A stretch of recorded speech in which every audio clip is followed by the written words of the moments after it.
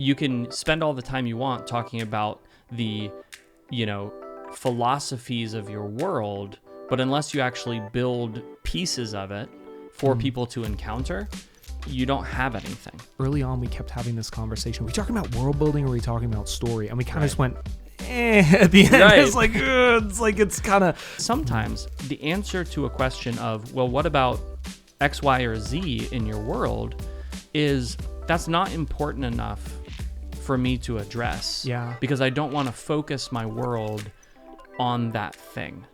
Hello and welcome to another episode of the WorldCraft Club Podcast, a show for writers, dungeon masters, and anybody else who wants to create rich, immersive settings for your audience to get lost in time and time again. I'm your host, James, and we are today in Seth's dungeon beneath his house somewhere deep in the murky depths of Penn's Woods. How you doing, Seth? I'm doing really well. Yeah. Well, today, what we want to talk about to kick this thing off is a little bit about Seth and Seth's books and his stories that he's written. So I guess really the first thing I want to ask is how many books are we at now? This feels like the tradition. I think it's between 26 and 27. It depends whether you count the early books that I wrote, in which case it would go up to 28 or 29, but those ones are never going to see the light of day. I have them locked away in a vault called Google Drive, so not really that secure, but I'm never going to release those to the public. So we'll go ahead and say 26 with the majority of them published. Yeah, and that was just this month. So, I mean, obviously that's a lot of books. That is a lot of content to have written. And I guess another question I'd ask is how many worlds are those books spanning? That's a great question. And also a little bit hard to answer. So currently I have 5 worlds that I would say are sort of complete units. In some of those worlds, there's some world hopping. So they go from place to place to place, and each of the places they go is subtly different. But you might say that I have 5 complete systems. That number is probably going to jump to 7 by the end of next year. Yeah. So I would say 7. 7's a good number for, in terms of everything I've written currently and everything that I'm working on. There are sort of 7 distinct worlds. Yeah. I almost liked your use of the term system, to describe it. It's that has some interesting kind of connotations to it, because it's we think of system, we think of kind of form and function, how something sort of fits together. And I think a lot of our approach to world building has kind of become almost a question of developing sort of systems or approaches to world building rather than necessarily I think people like to think of worlds as collections of facts. Right. But I think system is a better sense of that. You have a system for doing something. It's almost like a pattern or repeatable methodology. Sorry, that was just interesting word use. Well, that's very much how I think of worlds. I don't think about them in terms of single units or even, like you said, collections of facts. I think about them in terms of a superstructure in which there are a lot of moving pieces. And that's helpful for me because in a story, you don't always have the facts. Your characters don't always know what is happening. They don't always know what has happened. And so by keeping it a little bit vague, even in my own mind, I find that there's a lot of room for developing wonder. There's a lot of room for developing new spaces, as opposed to having everything sort of set and prescribed in a way that just sort of feels stale. And that has a lot to do with sort of my creative process. And I also realize that I'm kind of jumping the gun here in terms of where this discussion's probably going to go. No. I mean, that works. I think it's a good introduction in some ways. At some point, we're going to do another What is World Building podcast. And We like to do those ones. Yeah. That became an annual tradition when we got this thing started, and this will be a little bit sooner than annual for at least the podcast, but for YouTube viewers, it'll be new. Right. And I think that approach to world building is something that we have been kind of slowly kind of coalescing on, this idea of world building almost as world building by momentum instead of like world building by like foundation. You know, it's like people like to structure their worlds. People like to feel like I honestly think like procedurally generated games just ruined a generation of world builders, because we were just like, somebody has to be like, you know, cutting hay in the field, otherwise it's not real. You know, it's like we have to sense that something is happening always around the margins. But the truth is that we forget that people only ever have a single vantage point, and people are very good at making their own stories. And I feel like a lot of world building is giving them the grist for the mill to make their own. Yeah. It's providing bandwidth so that somebody can write the story in their own head. Yeah. You know, it's so that they can develop their own understanding of the world. I think a lot about perspective when I write, because perspective is the single most powerful force in a novel. Yeah. The point of view matters hugely. And not only the point of view of the character in terms of their physical like orientation, but the point of view of the character in terms of how they feel about the world, right? And the way a character feels about the world is then going to influence the way a reader feels about the world, and whether they agree with the character or disagree with the character. And both are very important sort of tools that you can use to create the effect you want. Well, the same thing is true for world building. The way a character feels about a world, the way they see the world, is just such an important piece of the puzzle. And so developing your worlds so that your visitant, which is, you know, this term we like to use, but the person, fancy academic term right? But the person who's visiting your world, your visitant is going to be bringing their own perspective. But what your visitant doesn't necessarily realize is that their perspective isn't clean. It's not sterile, right? It's being influenced by everything that they're encountering and all of their past experiences. Just like if you walk into a new space in the real world, your view of the world, your perspective, colors how you feel about it. And so in a lot of ways, our world building techniques, the world building techniques that we've talked about on this podcast, which have hugely influenced my writing and the way I world build, these are all sort of mirrors to real life. They're mirrors to the way that we construct our worlds, right? The places we live, the people we engage with, how we think about those things. In a lot of ways, our world building model just mirrors that. Yeah, that sort of ongoing experience that we have impacted by our history. Sorry, you kind of got, I just like disappeared in that for a minute. I'm like, yeah, no, that adds up. And it did get oddly philosophical. Yeah, no, I think that is, I think that's really where we sort of landed though, is in a lot of ways, I think, we're sort of, so I'm playing a lot of Stellaris lately, and there are these two different, like, there are these different perspectives that you can have in the game. So there's a lot of different axes of this, but there is the materialist and there's the spiritualist, right? Like, and to look at it, those two as opposing ends of sort of a spectrum, we're sort of putting a dose of the spiritual in a way, or the philosophical, or the metaphysical, maybe would be a better way to put it, into the world building that we're doing. Because I think historically there was a very grounded materialist perspective that folks have had, that like every question has an answer, and it's the job of the world builder to anticipate all of the questions and to have an answer. For those of you who are present on, like, you know, Facebook groups and things like that, a really, really common post is, ask me a question about my world. If I don't have it, I'll answer it for you. I'll make it up on the spot and answer it. And like, I have to be honest, I can't imagine a less worthwhile exercise. Like I can, in terms of like, is it fun to do? And if they're having fun doing it, I'm like, great. You know what I mean? Like, right. If it's fun, it's worth doing in my view. And like, that's all good.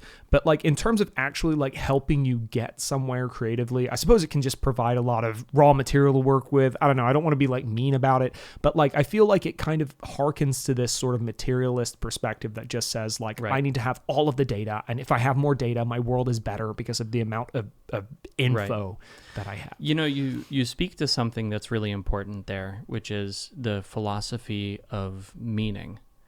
And the materialist view is that things exist for their own sake. There's no transcendent meaning to anything, right? And that the materialist view just says, hey, the things that exist, and we have to deal with the world as it is, as we experience it, and that's it. Yeah. There's nothing beyond that, right? There's no transcendence. The spiritualist view says, no, everything is transcendent. There's a transcendent component to everything. Yeah. And I don't think that either view is correct, in the sense that, yes, things may have some sort of greater meaning, but we still have to deal with them in the real world. Yeah, you still got the facts in front of you. Absolutely. When the car is coming down the street, you don't step into the street unless you want to get hit by it. What's the meaning? Right? Like, so there's truth to the materialist view. Yeah. Right? Yeah. I think you're right. I think world building for a long time sort of erred on the side of that materialist view, and the way that people built worlds was very much around, okay, let me answer the facts. Let me tell you the things, right? Without thinking about why those things exist, why they appear in this world. Because sometimes the answer to a question of, well, what about X, Y, or Z in your world, is that's not important enough for me to address. Yeah. Because I don't want to focus my world on that thing. Yeah. Right. And so there does need to be a mix between this sort of spiritualist view, or the spiritual transcendent view, and the material view of whatever it is you're building. Because again, that reflects real life. Yeah. Yeah. And the sort of choices that you have to make. It's people sort of die for lack of meaning. And I think worlds are the same. You know, it's like there needs to be something bigger and broader. And with this podcast, one of the things we've always sought to do is to bring sort of these ideas. And I think you and I have just like zoned out to like the 10,000 foot view, and like that's all good. And I want to talk about like where that practically comes in for folks who are trying to world build. And I think a lot of it kind of came down to sort of this major on the majors and minor on the minors, or just figure out what your focus is before you get moving. Weirdly, we sort of systematize the transcendental element of it. Right. Like, and so well, because it's equally not helpful to just say, hey, this thing means this, and not have it moored to a physical component. Yeah. Right? You can spend all the time you want talking about the, philosophies of your world, but unless you actually build pieces of it for people to encounter, you don't have anything. Right? That's as much of an exercise in futility as just this is a bunch of soulless set pieces, right? Every once in a while I'll run across these images, and actually they're becoming way more common with AI, right? Yeah. An AI generated image, and you look at it and you think, oh, that has some interesting pieces to it, and it's atmospheric. Right? There's a feeling that it gives, and that's it. Yeah. There's nothing to connect it to anything. It's unmoored, and so there's no grounding for it, right? It's like those trapper keepers from like the 1980s, where it'd be like a dolphin and it would be like leaping out of a star. Yes. And like you're looking at it and like, this is evocative and meaningless. Yeah, absolutely. Yeah. Absolutely. And so understanding how to make sure that your world building is actually connecting I think is really at the heart of what we want to talk about. Yeah, right? yeah. So to give a little bit of backstory, Yeah. because I think it'll be helpful as I talk about how I world build. Yeah. And when we started the WorldCraft Club, we initially started without a clear conception of what world building was. We were both sort of trying to figure it out. We were just having a bunch of conversations about it. Yeah. And then we were like, hey, let's do a podcast. And we came up with a whole bunch of sort of ideas, and then very quickly realized that when the rubber meets the road, none of those ideas really worked. Yeah. And that's how we sort of stumbled into developing this, core concept, boundaries, idea that we use as our world building methodology. Well, through that process, I was practicing, right? Yeah. So I was writing books and I was putting them out into the public, and I was getting feedback on them, and people were telling me whether they were good or not, right? And sort of incidentally, I stumbled into a specific kind of world building, in part because of laziness. And I don't recommend laziness as a general rule, but in this case, it actually helped me out. Gotcha. Because I was very much let me identify all of the details about the world before I build anything, and then let me build it type of person, right? That's how I did all my world building. And then I wrote this story, and I didn't do any of that. I didn't even have a map, which is like mind-blowing for me at the time, that I could write a story about a fantasy world and there wouldn't be a map like for me to base everything on, right? Yeah. And eventually I got a map, but it was after I had written 3 or 4 books, and then I went to a friend of mine and said, hey, make me a map, and here are some important things. And he put them in, and then I had to go back and be like, actually, somebody pointed out that in this book they do this. Like, they go to this place and it's in the wrong direction, so you got to change the map. That's amazing. Yeah. But what I found is that when my world building existed to serve the characters and the story, when there was a point to my world building, when there was meaning behind the things I chose to talk about, then all of a sudden it came alive in a way that my other worlds never did. Yeah. Right. And I think that is where the practicality of infusing your components, which are important, with meaning, which is also important, I think that's where those things coalesce, right? Well, it reminds me so much. Early on, we kept having this conversation. Are we talking about world building or are we talking about story? And we kind of just went, at the end. Right. It's kind of like... It can be hard to tell. Yeah, it really can. And like, I think there is a very useful ambiguity to apply there, to kind of go like, I think if you're not quite sure if it's your world building or your story, you might be just hitting that sweet spot to some extent. Because like, I've heard this before, and it was actually used in reference to journalism, but everything you write should either be good or important. Right. And so like sometimes you write something and it's so good, but it doesn't really mean anything, but it's so good, so you leave it in. Right. And other times you write something that is important. And it might not be super like your best writing, but it's data that needs to be sent over. And ideally both, right? Like ideally both, but if you one or the other, if it's neither good nor important, you can ditch it. And like the problem is that so much of the world building that I think we want to stay in is neither good nor important. And that can be like a problem. And the question then is, importance is based on priority. So if your priority should be your story, right? So in a lot of ways, your world building should be running sort of adjacent to that. And it seemed like you sort of built this world on the fly as you were writing your story, and the world therefore served the needs of your story and became sort of expansive.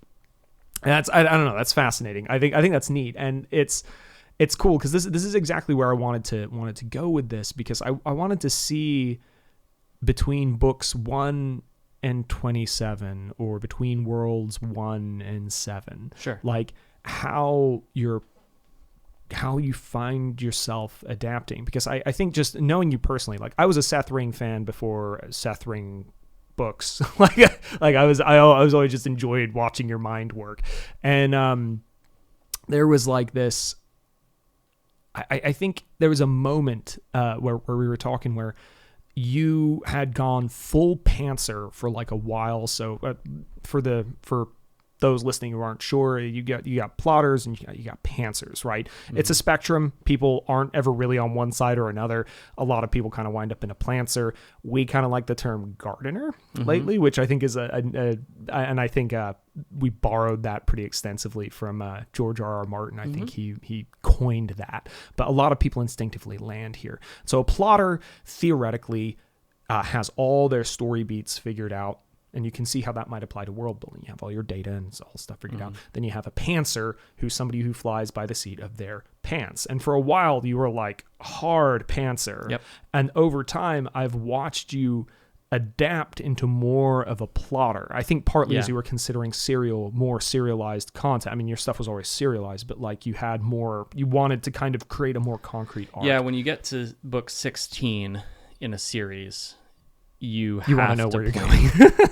Yeah. You cannot just pants it anymore. There's too many details to consider, and you'll just forget all of the important details, which has happened to me. I've started books with details in mind, and then by the time I finish them, I realized that I've introduced 6 new plot points and resolved none of the previous plot points. Yeah. So, but to answer your question about sort of my evolution through my worlds, I started very much in that sort of pantsing mode, right? Because my goal was to write a book. My goal with Nova Terra wasn't to build a world. And see, I had come from sort of hardcore intensive world building because I was really into TTRPG. Well, yeah, and so that's where my interest was. And then I shifted into, okay, my focus is now on telling a story. And I found that I was instinctively adding important components, important touchstones to the world to make it feel interesting and relevant, borrowed very heavily from all of my experiences at GM. Yeah. And so I just did the same thing sort of instinctively because I was pantsing, right? Yeah. Well, as time has gone on, I have started landing more in the middle, like you said. Yeah. There are a lot of tools that plotting gives you that are really important and are really helpful, especially if you have a high production schedule, which I like to.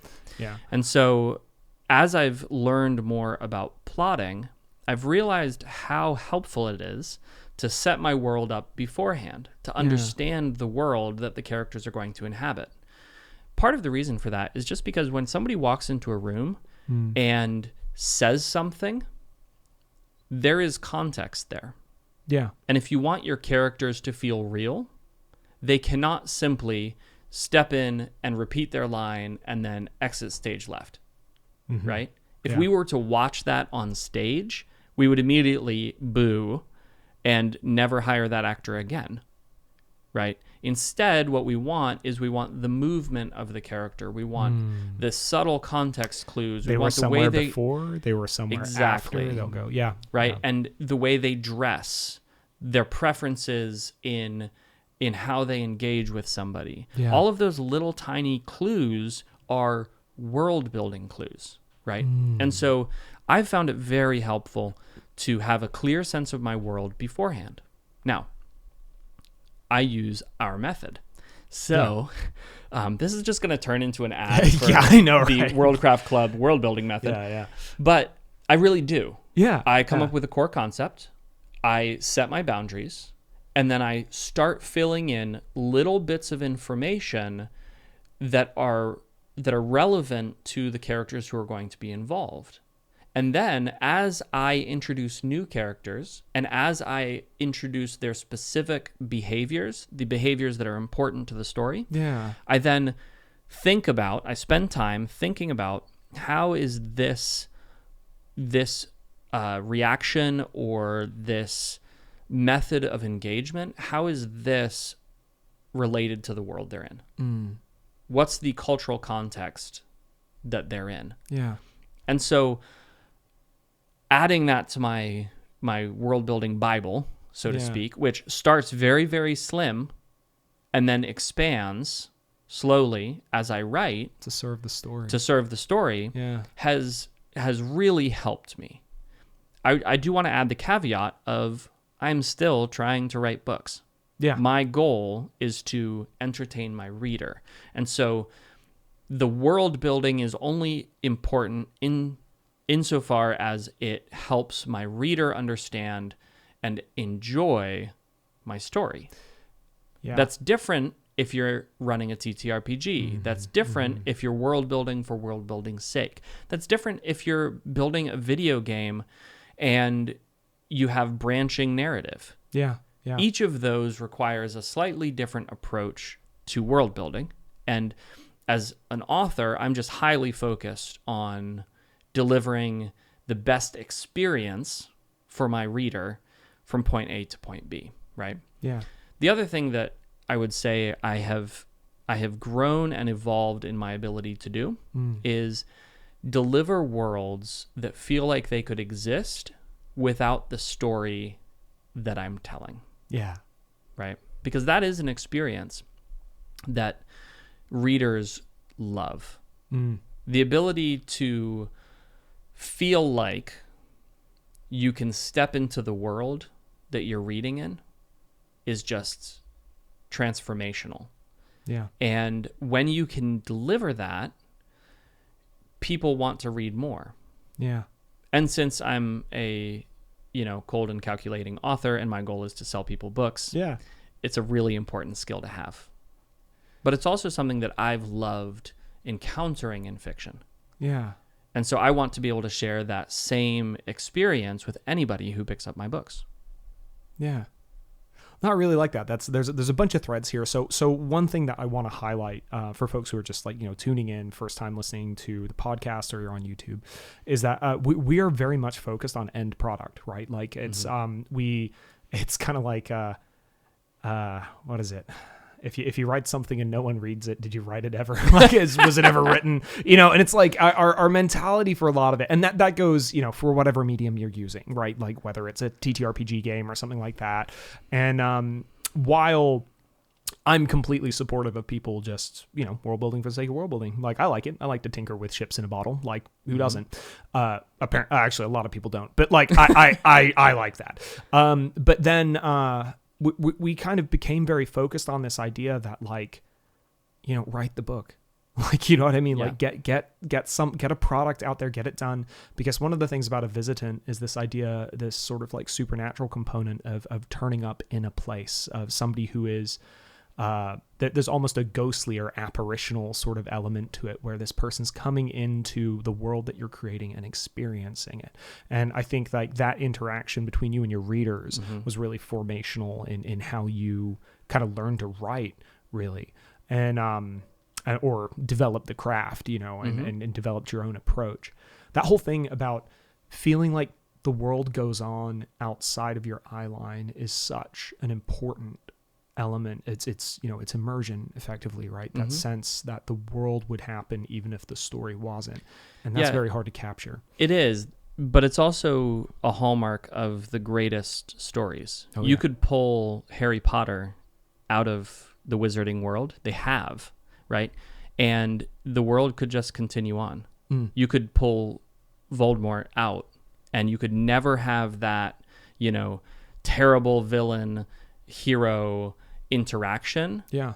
And there would be plenty to do and explore and plenty of stories to tell in that space. The world feels like it can exist outside, which is why people get so obsessed with it. Oh yeah. And that's really what we're trying to capture. The other thing about this idea of like finish the work, do the work, is that when you do the work, other people can get involved. Yeah. One of the big mistakes that I see with people who are world building is that they tend to try to get everybody else involved, heavily involved, too early.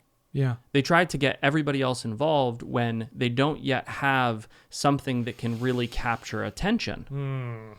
Yeah. And so they'll end up in this place where they're trying to show people what's interesting about it, and other people are like, yeah, that's cool, but there's not enough there for me to be invested. It is very, very hard to describe a world you're making to somebody in a way that is interesting to them. Yes. Like In fact, it's practically impossible. To be completely honest, if you're listening to this podcast, you have absolutely done it. You've started talking to somebody and you're like, oh, and this fits together like this, and you can just see like, the static coming over their eyes, and you can kind of hear like the high pitch going on in their head. They're just like, oh man, like. Right.